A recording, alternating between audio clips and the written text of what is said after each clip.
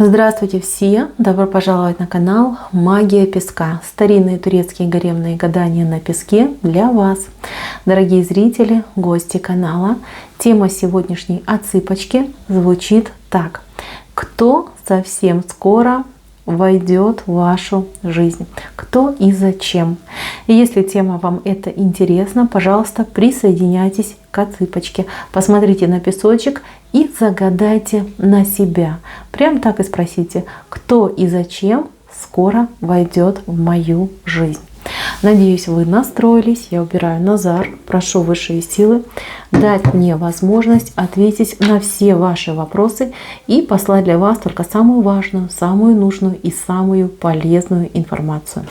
Итак, давайте уже посмотрим, кто и зачем скоро войдет в вашу жизнь.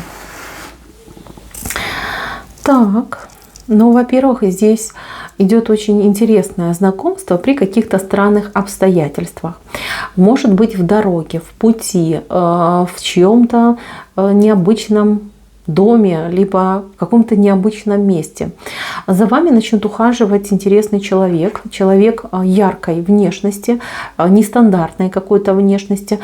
Смотрите, либо какой-то очень блондинистый мужчина, либо наоборот какой-то очень темный, да, вот внешность очень нетипичная, да, то есть это не даже не знаю, как правильно сказать, да, вы не встречаете часто людей с такой внешностью. Вот вы будете постоянно ловить себя на мысли о том, что мне хочется на этого человека смотреть, хочется его рассмотреть. Может быть, у него будет какая-то странная растительность, да, там, в виде каких-то необычных усов, либо бороды, либо стрижка какая-то будет необычная. То есть он для вас, этот человек, будет как магнит. То есть вы будете ловить себя на мысли, что вот я постоянно на него смотрю, это неприлично. Я постоянно хочу вот прям рассмотреть его, да, а какой он, может быть, глаза какие-то необычные у человека будут. То есть и человек это заметит, и он расценит это так, ну, в правильном формате, да, что нравлюсь, и, возможно, вот девушка, женщина готова познакомиться, пообщаться. Смотрите, ну, будет какое-то робкое знакомство, робкое какое-то общение, да, вам там будет весело, вы, может быть, над чем-то посмеетесь, какие-то общие разговоры будут идти, но будут люди, которые будут отвлекать, и вас и будут отвлекать, и его будут отвлекать. То есть вот не удастся сосредоточиться именно на моменте знакомства. Но если у вас есть какие-то дела, если у вас есть какие-то, может быть, обязанности, да, вы можете попросить этого человека о помощи, подвести, подсказать.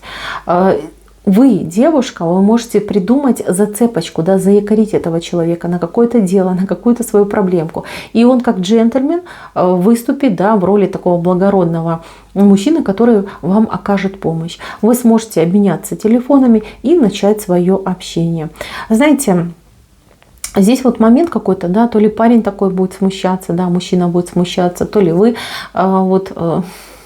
но он какой-то странный, честно. Я не могу понять, вот у него внешность какая-то странная. Может быть, он, кстати, иностранец, либо откуда-то приехавший. Да, вот как-то он будет, вам будет и интересно, и смешно с ним. Не знаю, как это правильно до вас донести. Вы уж потом в комментариях мне напишите, как у вас это отыгралось, что за человек такой необычный. Но отношения будут такие, вот знаете, не будут выходить за дружеский формат. Хотя симпатия будет обоюдная. И вам будет человек нравиться, и вы будете очень нравиться. То есть и он будет бояться, да, там, перегнуть в отношениях, либо там чрезмерно активно проявиться. И вы будете тоже там бояться быть навязчивой, да, потому что это неприлично. И вот какой-то момент у вас может быть затяжной.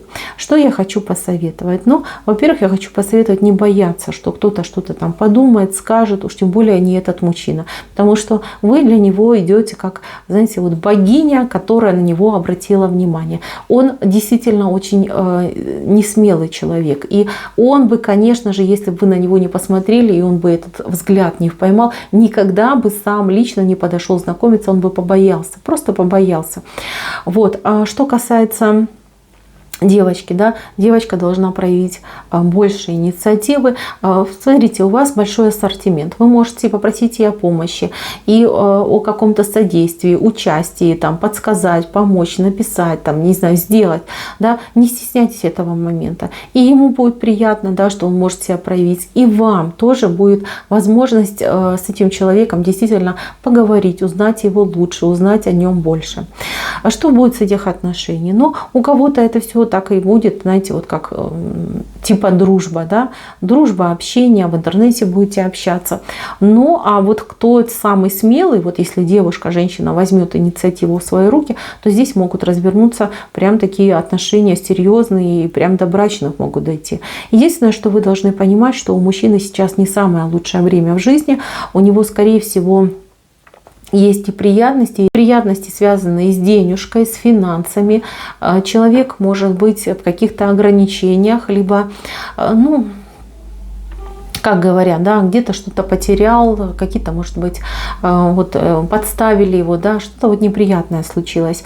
И поэтому, может быть, даже эта причина, да, то, что он стеснен в деньгах, в финансах, повлияет на то, что ваши отношения не смогут быстро и активно развиваться. Ни в коем случае не берите на свой счет. Вы этому человеку будете очень нравиться, но из-за того, что у него вот эти вот неприятности, да, возможно, он не сможет вас там пригласить в какой-то шикарный ресторан, кафе, постесняется своей, ну, грубо говоря, несостоятельности, да, бедности своей постесняется.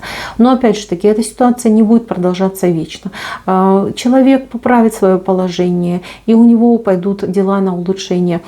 И с вами он будет пытаться тоже вот как-то более сближаться. Да? Вы, главное, девочки, не бойтесь того, что он какой-то нестандарт, ну, внешность какая-то странная. Внутри человек хороший, человек теплый, добрый, стабильный, хороший муж будет, прекрасный отец.